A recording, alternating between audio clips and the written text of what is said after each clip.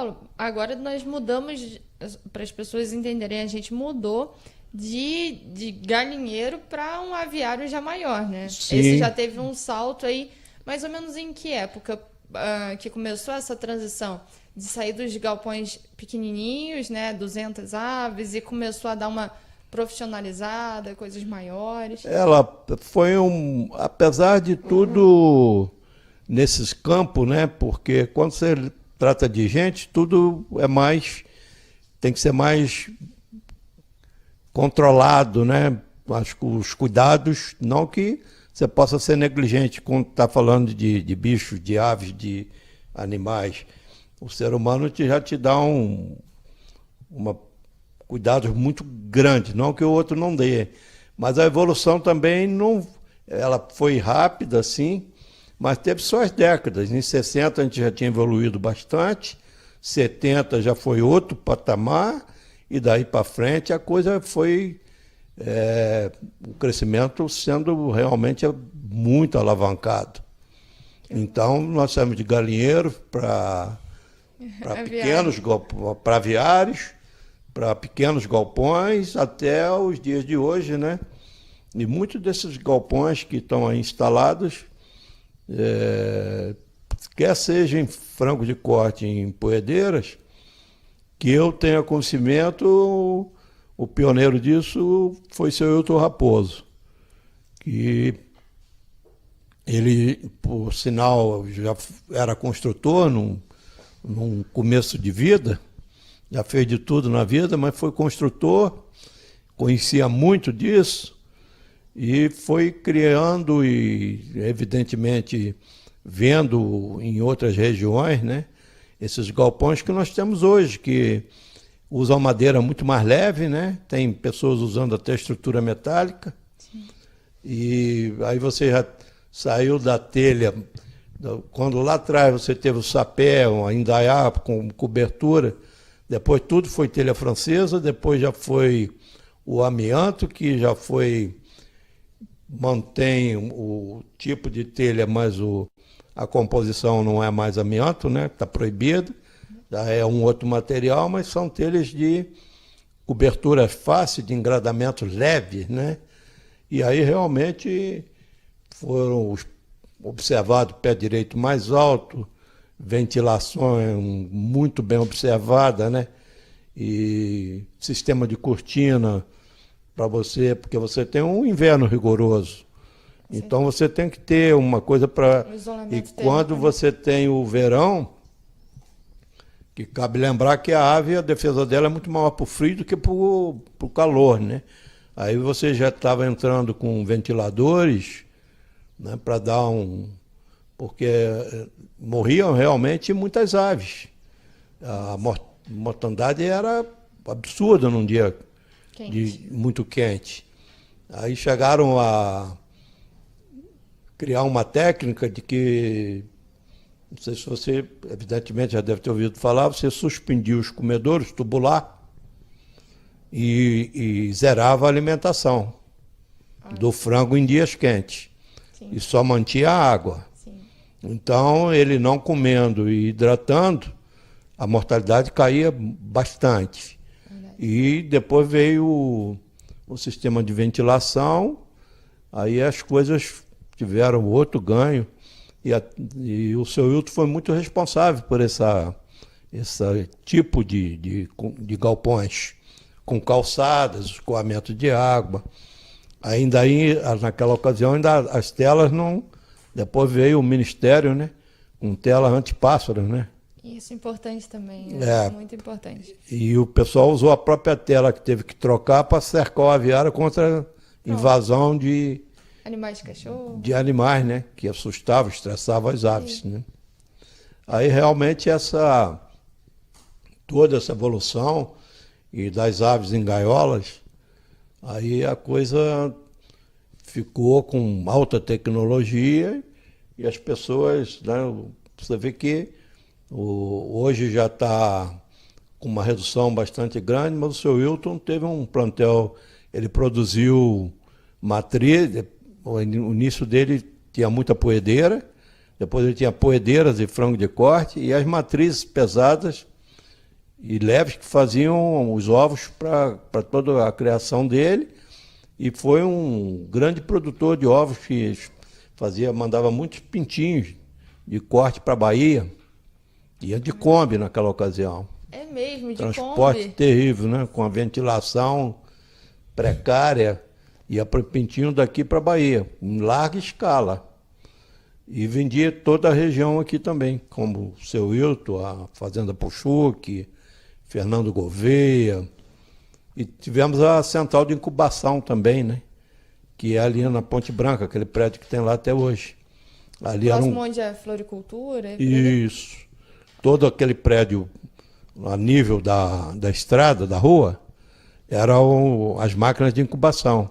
Olha só. Era um incubatório que tinham vários matrizeiros associados. Uns 8, 10 matrizeiros que tinham a liderança do Corinto Pinto. A parte superior era o escritório da central de incubação. O Corinto também foi uma pessoa de grande expressão na avicultura de São José. Aí esses criadores associados, que eram o Odemar da Rocha Branco, o Totinha, o Tacílio da Rocha Branco, irmão, que eram os criadores de matrizes, e Laumelino, o próprio Corinto, e outros tantos que produziam os ovos que eram incubados ali e vendidos em toda a região e fora daqui. Então a gente já não falava mais de São José, né? Abrangia Petrópolis, Teresópolis também já tinham granjas com grande expressão, Bom Jardim, com um plantel de frango de corte bastante grande e abatedouros. Quando a gente pensa em um pouco mais distante, né? Resende já tinha alguma coisa de frango também? Já. Na época, Três Rios? Resende e Bom Jardim já foi num estágio bem lá na frente. Sim. Mas teve avicultura de grande expressão, né? Resende tinha uma topografia maravilhosa, né? Para uma área plana muito grande, e lá não eram muitos avicultores, mas avicultores de grande porte. Sim. Conheci vários lá. A dona Iaci, que era esposa do prefeito da cidade de Resende. Tinha uma outra família lá também, que Natanael e a dona Iaci e a Rocha Clotes, que vendia muito pintinho para cá também. Só aí eram 3 granjas. Natanael chegou a ser associado com a Rocha Clotes. E eram plantéis de grande expressão. Que bom. Então a região começou a se desenvolver lá no Rio de Janeiro. Campo Grande também tinha já uma produção? Tinha bastante grande no Grande Rio, Campo Grande. Cheguei a trabalhar lá por uma multinacional da Anderson Cleito. A gente atendia lá um cliente, um espanhol, Paulino Blanco de Deus, né? Minha pronúncia não entendo de espanhol. Mas ele tinha um plantel de 1.200.000 aves de corte. E vários outros. Muito grande. De Granja Carolina, né? Que tinha poedeiras e era matrizeiros de pinto de corte e das galinhas vermelhas, que, por sinal, era uma referência de qualidade. Que bom. Seu Paulo, e pensando assim, o senhor estava falando, né, do incubatório, que havia esse incubatório ali próximo à estação, à Ponte Branca. Também tinha por ali até bem próximo à minha residência, dos primeiros abatedouros. Queria que o senhor falasse um pouquinho dos abatedouros que existiam na cidade, que eram bem pequenos, né, bem manuais. Esse abatedouro foi iniciado pelo Edésio Limonge, que era aquela rua lá ele tem um nome lá, alguma coisa de Limonge por ali, né?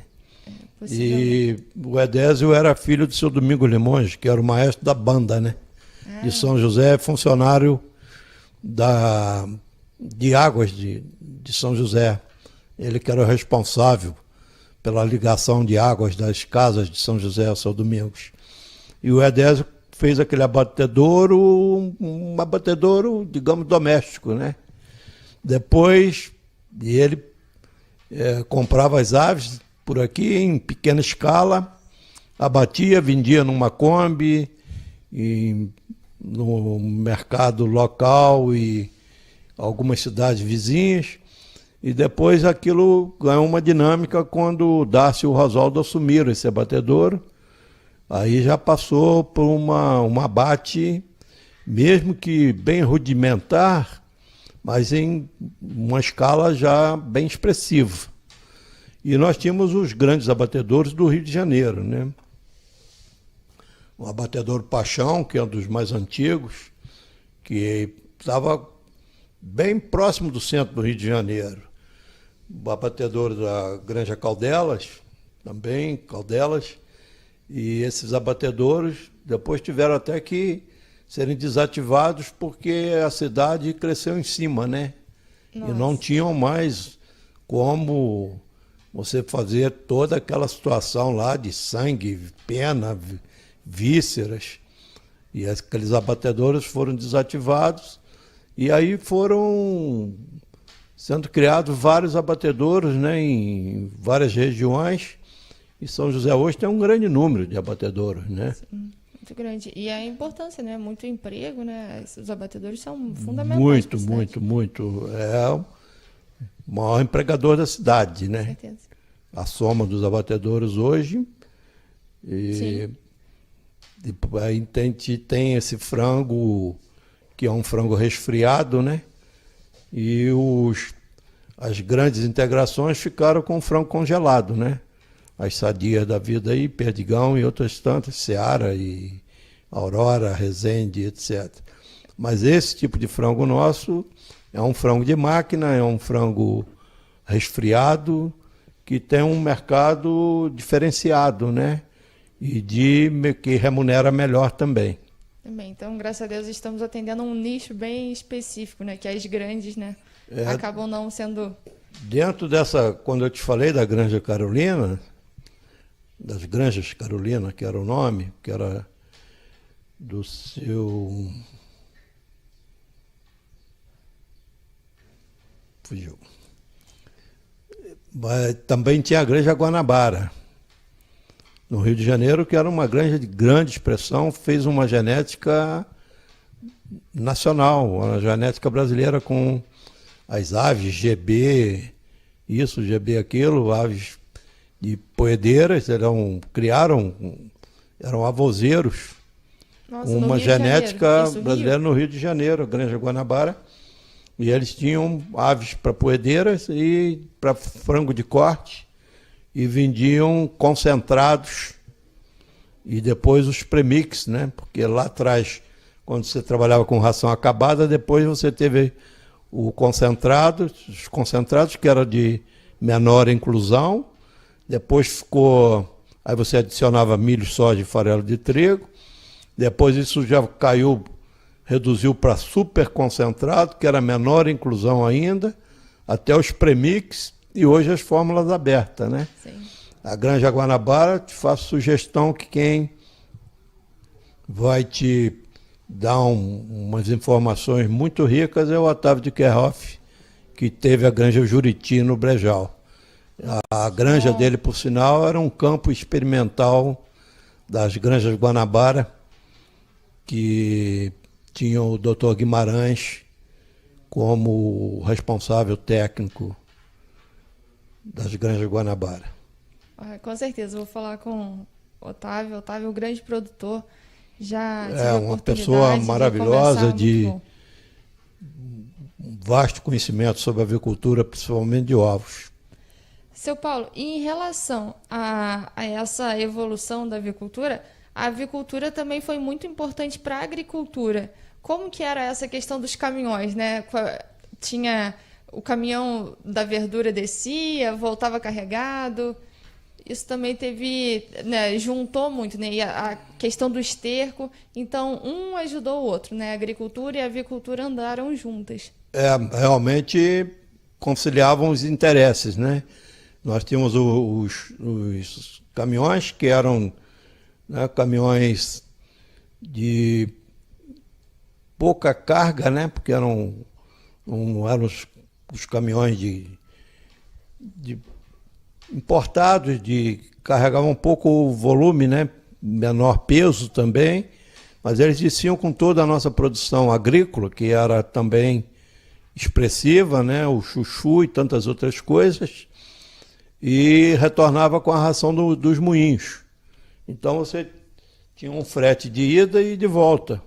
E isso dava um bom rendimento para o carreteiro, para o transportador, e o criador tinha um frete com uma redução de custos. Isso era realmente muito interessante. Bom, e o esterco para a agricultura também foi importante. Foi fundamental, né? Por toda a região, isso deu um crescimento, tanto em São José, né, para adubação das parreiras, de todos os outros tipos de lavouras também, o caqui, a polcã. Aqui a gente tinha a parte de frutas, principalmente desenvolvida pelo Dr. Milton de Freitas, filho do seu Valdemiro de Freitas, e ele tinha uma plantação de caqui gigantesca e outros produtores também, muito limão, laranja de todo tipo, e dizia o Dr. Milton que nós tínhamos um dos melhores microclimas do país para a produção do caqui e de frutas cítricas.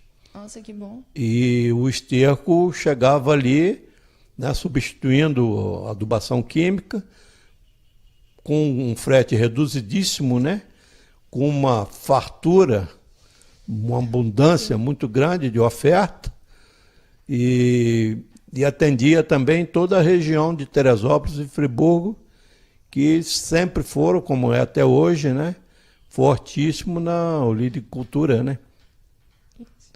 E hoje ainda com produção de morango. Isso, nossa, mas que importante, né? Muito importante a gente perceber, né, o quanto tudo caminha junto e quanto as coisas estão interligadas. Até hoje, tanto a avicultura quanto a agricultura, além dos produtores em si, isso gira por trás, né? Como uma fábrica, né, de ração, gira muita coisa por trás. Tudo isso, você tinha na verdade, pessoas especializadas em cada setor. Você tinha um número de pessoas muito grande trabalhando só na comercialização do esterco. Então, você tinha várias pessoas, como tem ainda até hoje, que vinham fazer a retirada quando você tirava o lote do frango ou da poedeira, eles vinham, faziam toda a retirada do esterco. Eles eram especializados em comprar o esterco da granja, porque ninguém fazia operação direta. Raros os produtores rurais que vinham buscar, comprar. E nenhum, praticamente, produtor levava para vender. Tinha um elo no meio dessa cadeia, né, que fazia essa comercialização, e isso existe até hoje. E de muita expressão, um volume muito forte, quer seja de negócio, como até mesmo de dinheiro. Ainda cabe lembrar também que dentro dessas técnicas, que era dos programas de luz e tantos outros, muda forçada, e talvez não precise nem muito citar muitos detalhes, né? Mas foi uma técnica que foi usada, você forçava a muda, cortando a alimentação, fornecimento de alimento e de água, não. Você só mantinha a água, selecionava as aves e descartava as que estavam mais debilitadas, as aves saudáveis, você submetia a esse processo, uma semana, 8, 10 dias sem ração nenhuma, zerada, bruscamente, e só mantinha fornecimento de água. Ela tinha uma perda de todo o empenamento, quase total, e depois tinha uma volta lenta da postura com um arraçoamento com enriquecimento de vitaminas e etc. E ela voltava gradualmente à postura, mas chegava aí aos seus 60%, 70%, e depois tinha uma queda também mais rápida, e encerrava o ciclo de vez. Essa técnica foi abolida porque já não estava sendo interessante, já não ficou superada, não era mais tão lucrativa. Era você ter as aves com toda a técnica, explorar tudo que tivesse e depois já dar lugar para coisa nova e vida que segue. Mas, e tinha também as aves, pelo seu, apesar da genética ter melhorado bastante, o temperamento das aves também foi conseguido. As aves ficaram mais calmas, né? O trabalho genético levou isso, mas elas eram debicadas. E esse, porque elas levavam canibalismo. E as aves devoravam umas às outras, e a mortalidade... O estresse, né? Pelo estresse, e no ato da produção do ovo, quando expunha a cloaca, ali era o... vermelho, acabava atraindo. Picou ali, era uma hemorragia, e ali acabava tudo, e as aves ficavam viciadas, aí comiam, bebiam o ovo, bicavam o ovo, e comiam umas às outras, a ave perdia toda a parte intestinal, e esse prejuízo era grande, então entravam com a debicagem, que antes eram feitas com tesouras, né, numa coisa muito primitiva, tesouras de ferro, de grande cabo, aquecidas em fogareiro de carvão. Uma esquentava, a outra cortava, esquentava e revezava. Nossa. E eu trabalhei com isso, porque também fui granjeiro, tratando de galinha, combatendo piolho, vacinando e debicando com essas tesouras. Depois tinha uma máquina elétrica, acionada com mola, e ela tinha uma parte fixa e uma lâmina que você pedalava, ela descia e processava o corte do bico de cima, que era mais curto, no sentido para dentro, e o bico de baixo era cortado um pouco menos, e ao inverso, puxando para fora, que aí eles não se encontravam. Pronto. E Resolveu isso dava o uma problema. economia na ração também, porque ela não, bicando, não jogavam muita ração fora, e você realmente tinha 100% superado o problema do canibalismo. Você já procedia isso lá na fase de pintinho, e depois você fazia um arremate antes da entrada de postura, que era uma debicagem definitiva. E esse processo ficou tão necessário que tinha um elemento especializado nisso, chamava Zé da Silveira Ramos. Era residente lá no Corgo Grande, na represa. E ele tinha uma Kombi com uma equipe de 4, 5 pessoas, e ele era o campeão da debicagem. Virou um negócio a debicagem. E as granjas contratavam, ele tinha profilaxia, porque ele ia em todos os aviários, né? Trabalhava 2, 3 dias, uma semana em cada aviário, com a equipe dele, fazia um serviço perfeito, 100% correto, de grande técnica, tinha o seu jeito de lidar com as aves, da maneira menos estressante possível. Era o profissionalismo da coisa. Que bom, viu? Foram surgindo outros ramos e outras profissões aí no caminho da avicultura. Seu Paulo, a avicultura, ela tinha muitos desafios aqui, né, seu Paulo? E tinha a questão da energia, a distância do mercado e as oscilações do mercado da avicultura. Então, isso dificultou, né, que algumas pessoas continuassem no ramo, né? Isso também bagunçava muito o mercado, né? Prejudicou um pouco alguns produtores, né? Quem não conseguia, né, se manter nos períodos mais difíceis, acabaram saindo da atividade até que migrou da postura para o frango de corte e hoje estamos aí no frango de corte. Na verdade, uma atividade de alto risco, não é? Principalmente a poedeira, que foi o início da coisa, mas a poedeira não permitia você interromper um processo no meio do caminho. É um ciclo longo, diferente do corte, né? Muito. O corte 40 dias hoje... Você tinha um plantel de poedeira, e ela está lá no seu 10º mês de vida. Se viesse uma crise, você tinha que atravessar, né? Não tinha como você interromper esse processo no meio da caminhada, no meio da produção. Então você tinha que estar preparado e bem estruturado para os altos e baixos. O mercado realmente oscilava bastante. Então, quando o pessoal já migrou bastante da poedeira para o frango, é que o frango já te dava uma parada, né, um stop rápido. Freiei e parei.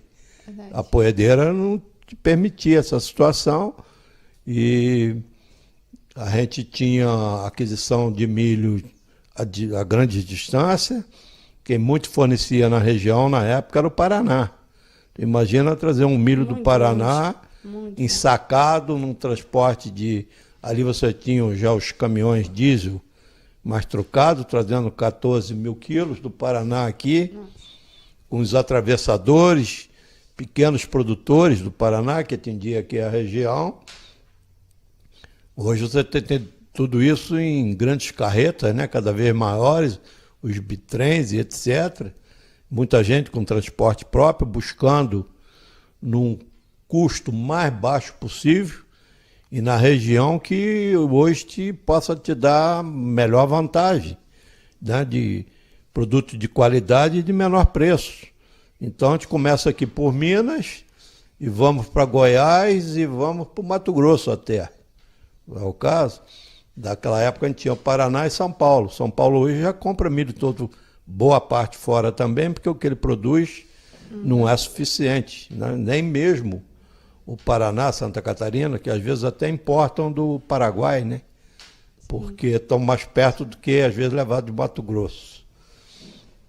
Então tinha toda essa situação e muitos criadores bem lá atrás, na década de 60 para 70, não tinha grande estrutura de uma formação melhor, né, de nível cultural mesmo, e não sabia separar, né, quando você tinha grandes lucratividades, não separava o que era lucro, o que era o custo, né? Quando ele consumia o lucro e vinha uma crise, ele não tinha reservas. Não conseguia. Então ele, ou às vezes, se tinha crédito, se afundava em financiamentos que muitas das vezes, se a crise se estendesse, ele não ia conseguir honrar, e muitos iam ficando pelo meio do caminho. Outros foram alijados pelo próprio crescimento da tecnologia e de volume de avicultura, né? Então já não cabia mais você ter o produtor de varejo, né, com 500 aves, 1000 aves. Isso está retornando agora numa escala diferenciada, que é o ovo orgânico. Para um mercado ovo diferente também, né? É outra situação. Mas aqueles produtores pequenos e com todo o crescimento de modo geral, eles ficaram à margem da evolução da coisa. Desapareceram as pequenas granjas do centro da cidade e hoje nós temos criadores só de larga escala, na verdade, né? De médio para grande porte. Até porque consegue, né? O poder de negociação, barganha, comprador, com, né, quem vende milho, né? Comprar os insumos, né? Para um produtor grande é muito mais fácil. Né? Ele Você tem um consegue transporte negociar próprio, melhor. ele é capitalizado, trabalha com alta tecnologia, né? Trabalham todos produzindo sua ração com fórmulas abertas, né? E as doenças foram quase que erradicadas pelo sistema de profilaxia. Então você tem hoje aviários maravilhosos, né?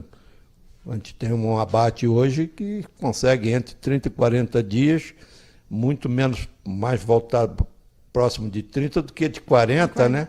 Verdade. Quando você tem aves com um ambiente controlado quase, né? Toda a temperatura é muito bem regulada, o nutrimento melhor possível, tudo isso, né? E tudo isso vem colaborando, né, com a evolução Todo o manejo, né? Hoje um frango levanta se ele quiser fazer um alongamento, né? Porque ele bateu o bico para lá, água, o nípel. Esse nípel aqui para ele bicar, né? Brincar de beber água.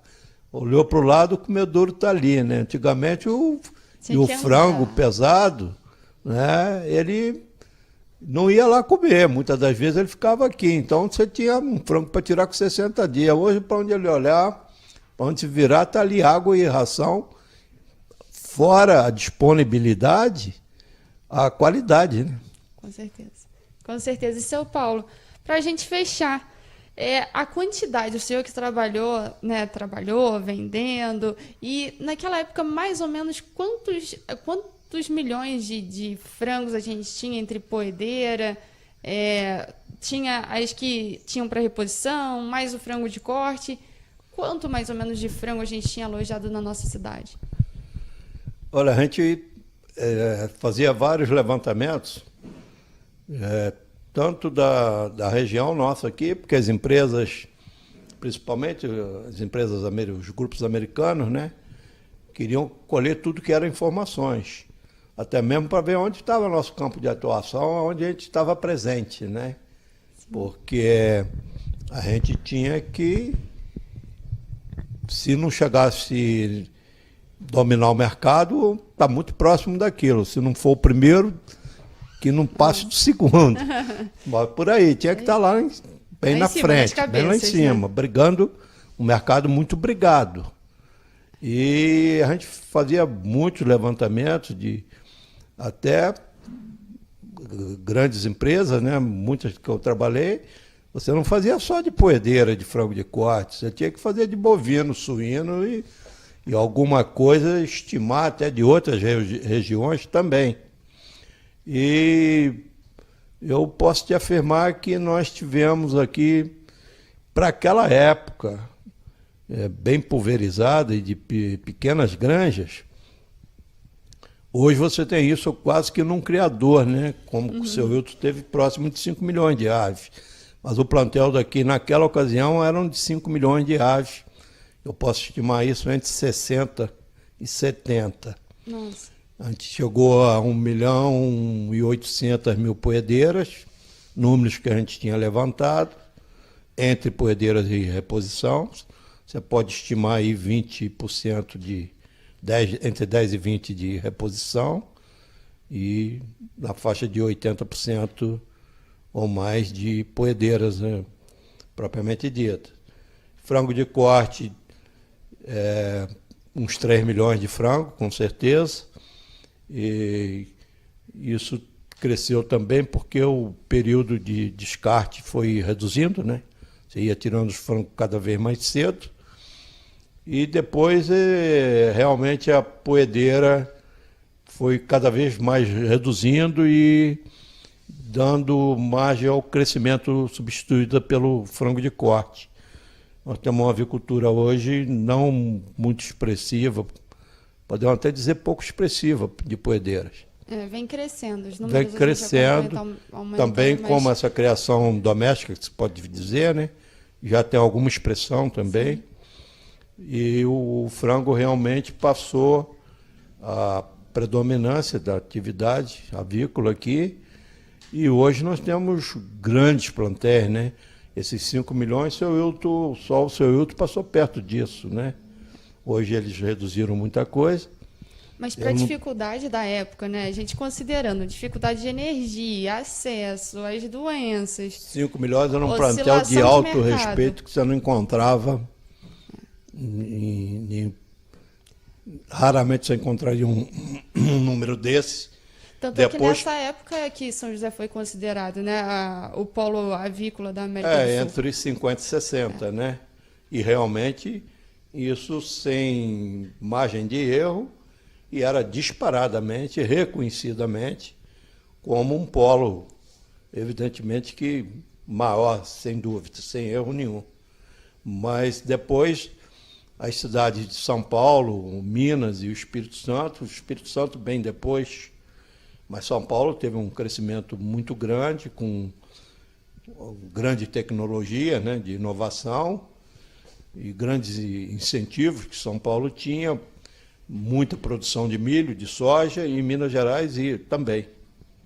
O Espírito Santo já foi bem favorecido, mas até por incentivos. Sim. E aí São José, né, acabou migrando, né, por conta dessas crises, e, né, a concorrência e o alto valor, né, da matéria-prima, acabou ficando um tempo, foi diminuindo a produção, depois ficou um tempo meio estável, e depois veio ganhando força novamente com, a gente pode falar outras pessoas, mas muito até mesmo com o filho dos antigos criadores, né? Mas com outra mentalidade, com outras orientações, né? Hoje você tem pessoas com formação técnica dentro das famílias, né? E quem não tem, contrata, né? Você está aí para isso. Né? Isso. Seu Paulo, olha, muito obrigada por essa conversa, obrigada por essa verdadeira aula que o senhor deu para a gente. Que isso, imagina. E estamos aí, é um grande prazer. Eu, como amiga de grandes produtores aqui, estagiária, né, fui estagiária de tantos empresários aqui na nossa cidade, que eu tenho muito a agradecer, né, que favoreceram toda a minha formação, hoje formada como veterinária, fazer junto com o São José News, o Brawler, está fazendo esse resgate da história da avicultura, é um grande prazer para todos nós. Sem dúvida. Eu parabenizo vocês por isso, e vocês ainda têm outras tantas pessoas que, evidentemente, você vai entrevistar e convidar para esse trabalho, que é maravilhoso. Volto a repetir para você, parabéns por tudo.